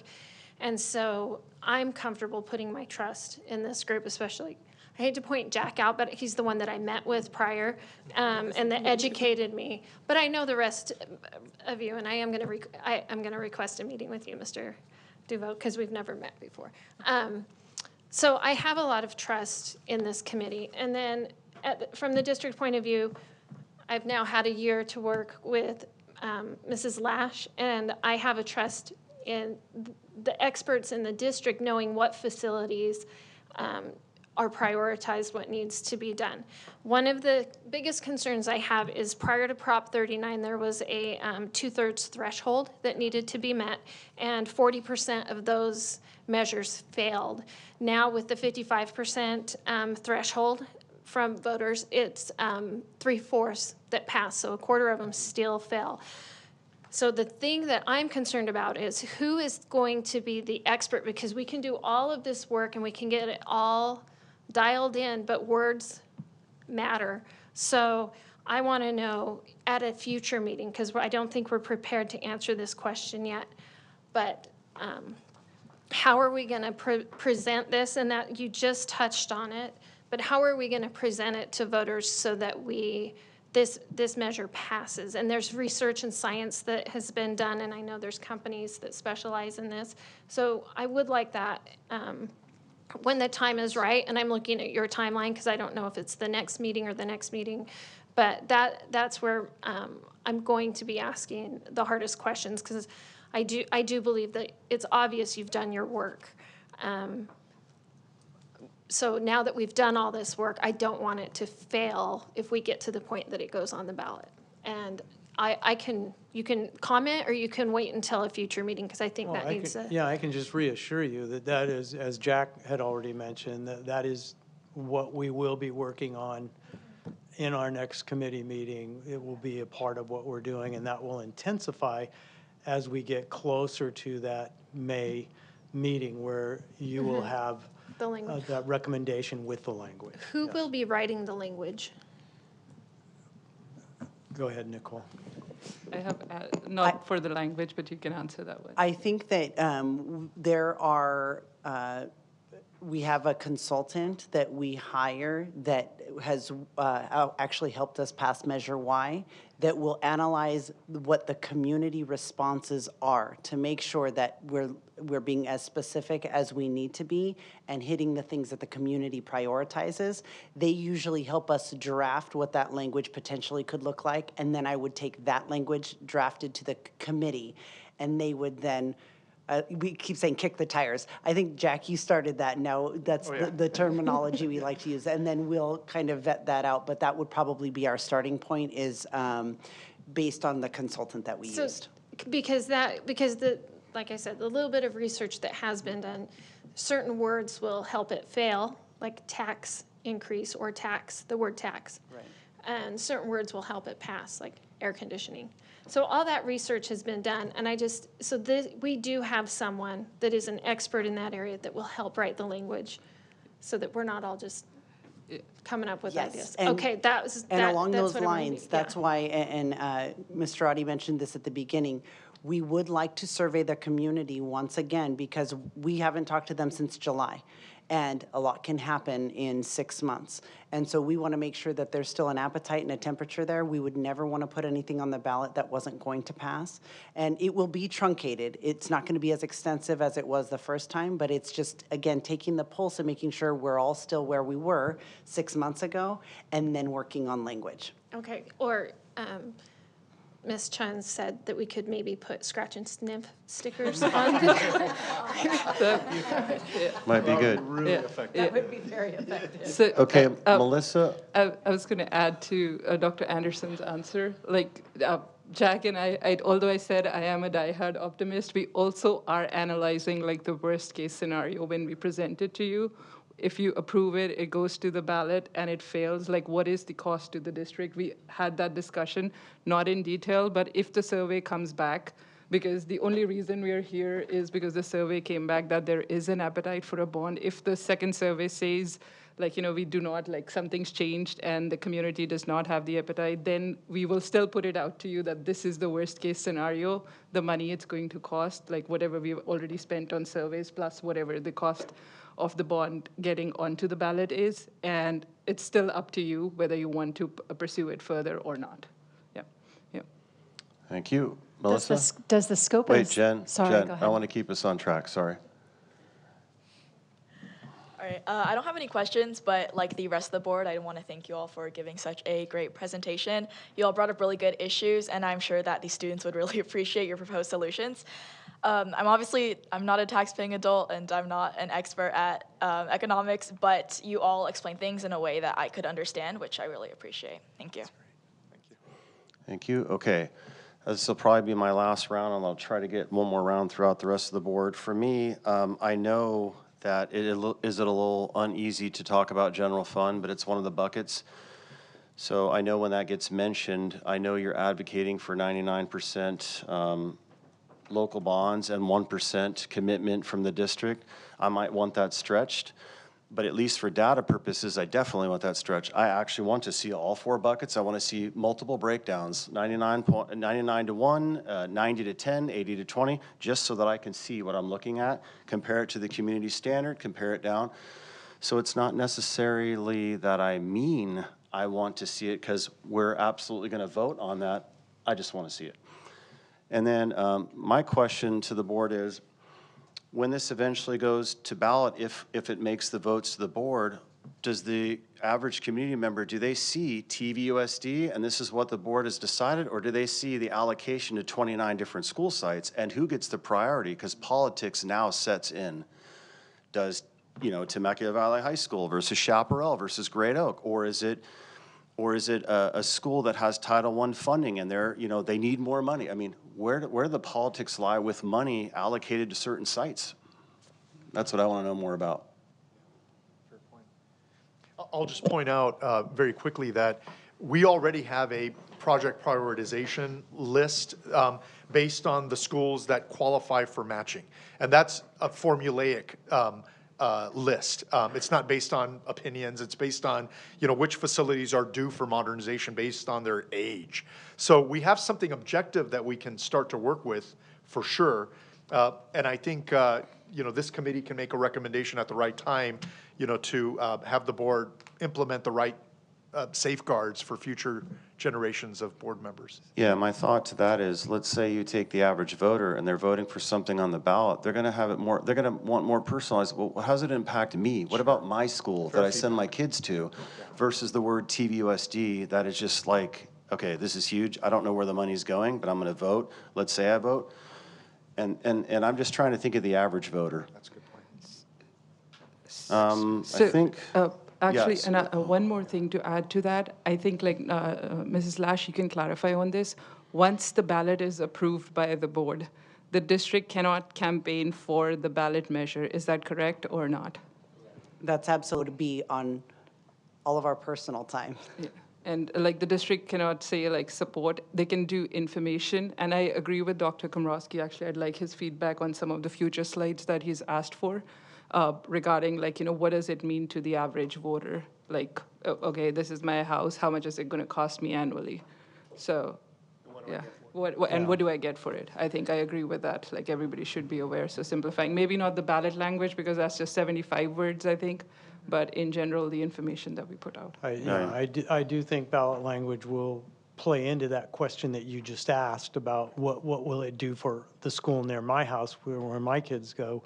But I think beyond that, I mean, we'll take that question and look at it in terms of, how we would approach that from that voter's perspective. And does a certain site get more allocated funds than another based upon their needs, things like that? Okay, but I'm going to let Steve have it now, and we're going to go through them Just around. real quick, Jeanette, Jason and Amber are the people who are partly responsible for you getting all that great information. Each school site council works on their priorities, and these great people on our staff who nobody ever knows or sees are partially responsible for getting the info out to you. And the other thing I want to say, I don't think anything would prevent the PTA of a school from sending out a newsletter saying, hey, the bond issue is coming up.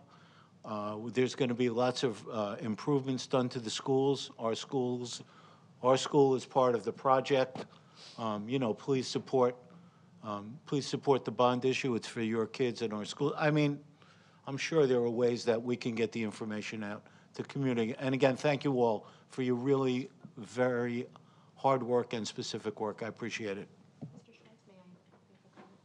You know, one of the good things that's going to be is that with our next slide presentation, that's going to be something very easy to be able to vet out to the community. So they don't have to sit here and listen to everything, but if they want to see what schools are going to be impacted and what the prioritization is for modernization, that's going to be in our next slide presentation. They can easily have that sent out through the PTA. So that's actually a very viable source of information vetting. That's going to be helpful to the parents. Thank you. Okay. Emil? Okay, so we know, Mrs. Lash, that we have an oversight committee that provides oversight as the amount of the bond as we issue incrementally. But what's important to me is not only the number and that it makes sense, but what are the other accountability measures and internal controls are going to be put in place so that the public feels comfortable in supporting this bond. And I know that this is in your wheelhouse too, that these things are very important.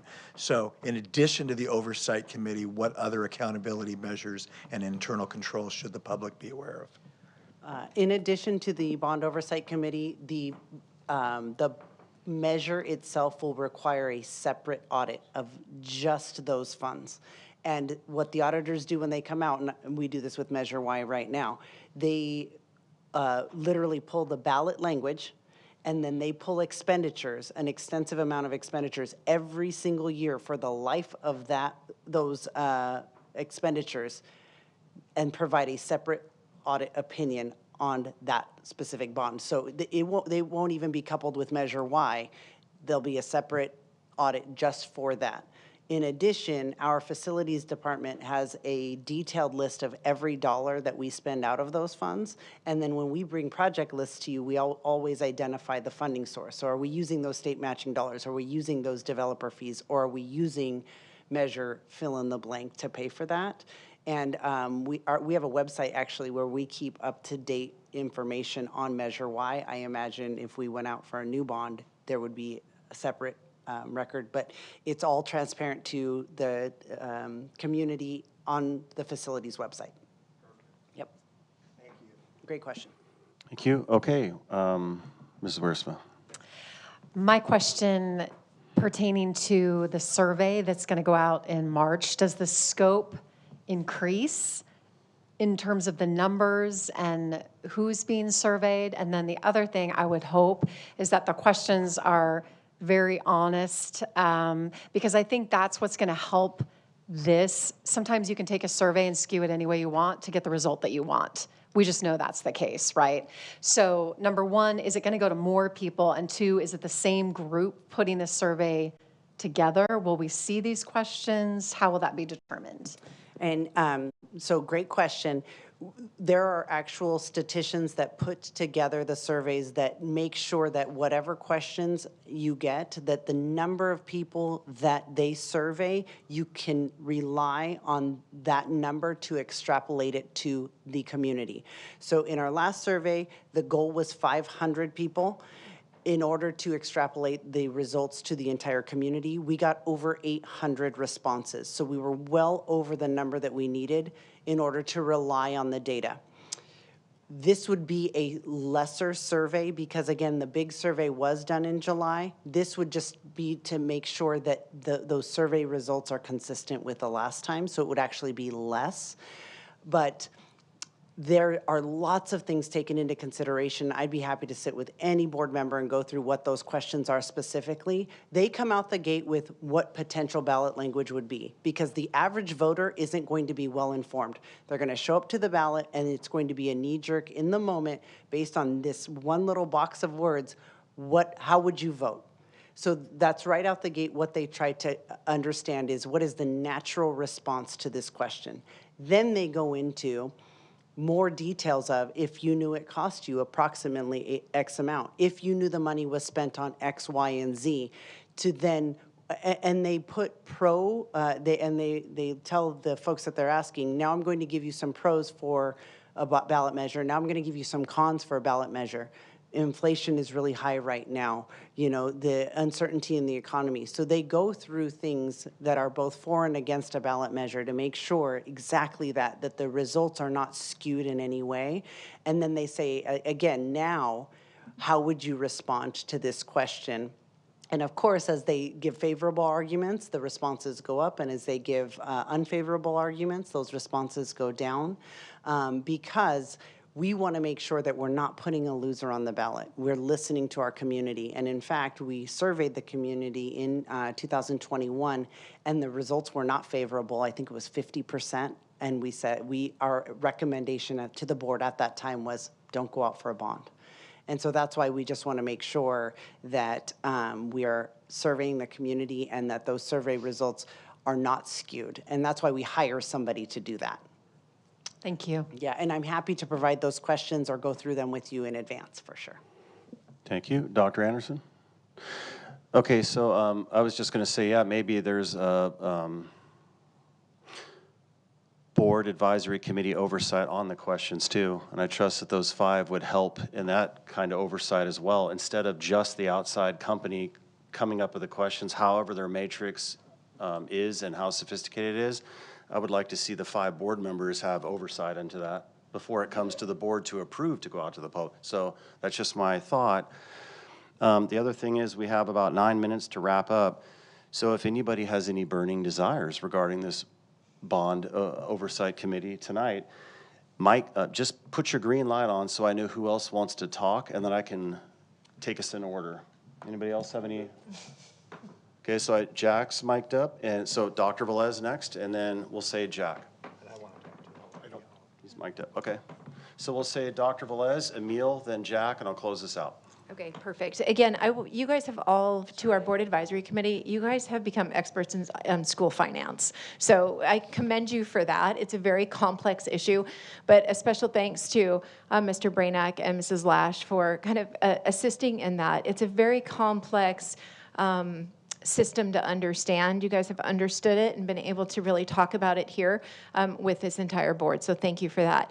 I do have a clarifying question, Mrs. Lash. I know there's been some conversation tonight about the general fund, which, as we all know, is taxpayer money. Can you clarify that 1%? What would that look like? Let's just say perhaps, and I'm just using this as a ballpark number, that we looked at a $300 million bond. What might something like that look like, just for clarification purposes? So let's say you assumed that that bond, $300 million, lasted you 10 years. That would be $40 million that the district is dedicating out of its general fund towards facilities over a 10-year period of time. So even if it only lasted you 8 years, that's 10%. 10% of the spending would come from the general fund. And I do just want to clarify, the general fund is also taxpayer dollars. Those are local taxes and state taxes that we all pay. So they're all taxpayer dollars at the end of the day. Thank you, Mrs. Lash. Thank you. Now we have Emil. What's that? Are we going to do board comments, or was this it? This is kind of it. Okay, no, that's, Yeah. let's wrap it up. Yeah, wrap it up. So, for me, thank you so much again for a great presentation, so informative. I've learned a lot tonight. But for myself, I just want to give you some feedback. I'm looking for the right number. And a concern of mine is, and I'm not sure if I understood this right, but you're starting high and maybe working your way down. I would suggest starting low and working your way up, because it doesn't make sense. And I know that we have to take taxpayer rate and taxpayer rate comparisons into consideration, and I'm all about that, but it doesn't make sense if the bond measure isn't enough and doesn't get the job done. So, what's that? Okay. We've had hardy internal discussions on that point. Okay, but really, That's exactly my point. It's just so funny. Yeah, but really, if we're going to support a bond measure, we've got to the bond, the amount, the amount that you come back with, it has to be enough to get the job done. Thank you, Jeanette. And taking into consideration all of the complex variables that go into that, which is our taxpayer rates. So I just want to leave you with that. Maybe start low and move your way up instead of, obviously we're not going to do 1.8 billion. Okay, we're not going to do that. But instead of starting high and working our way down, perhaps maybe start low and work your way up. So that's my only feedback to you. So thank you. And then, yeah, the light was for me. Okay. Okay, thank you. Okay, and then Thank I'll you, speak Doctor. after you briefly, and then we'll close. Okay. Thank you very much, and just briefly. And just to respond to Emil's question again, we will give you a really good recommendation on that number with all the talent and passion on this team. We'll have that for you, no matter whether we work from top down or bottom up. It'll be the right number on our recommendation. I just wanted to thank again. I'm so happy that Dr. Velez brought up Ms. Lash, Mr. Brainerd. He's been such a big part of our meetings and added so much to that. And then I was, again, happy that Mr. Schwartz brought up Amber and Jason, too, for all their work. That, you know, we get to go see some of the bad stuff, but we hear about all their efforts, too. And then finally, to the board, and Dr. Komrosky, thank you so much for being on task and on time. Thank you, Appreciate it. Gary. So for clarification, this really helps. When you said 1% a year, let's say we do a 20-year bond, that's 20-80 split with the district versus 80% to the community if we were to only use 2 buckets, correct? Yeah, that really helped. And that's just 2 buckets, because then if there's potential matching, then there's more coming out. So that really helped me, because I was thinking a static number, but it's over time. Or if it's a 30-year bond, then it's 30% district, 70% bond to the community. Okay, that really helps, because yeah, as the great Dave Schlotman would say, he was a plane analogy, we're going to land this plane on time. And I really thank each and every board member and staff and anybody in the audience that helped behind the scenes, and anybody that's not in the audience. Thank you for your time. Okay, so meeting adjourned at 6:58.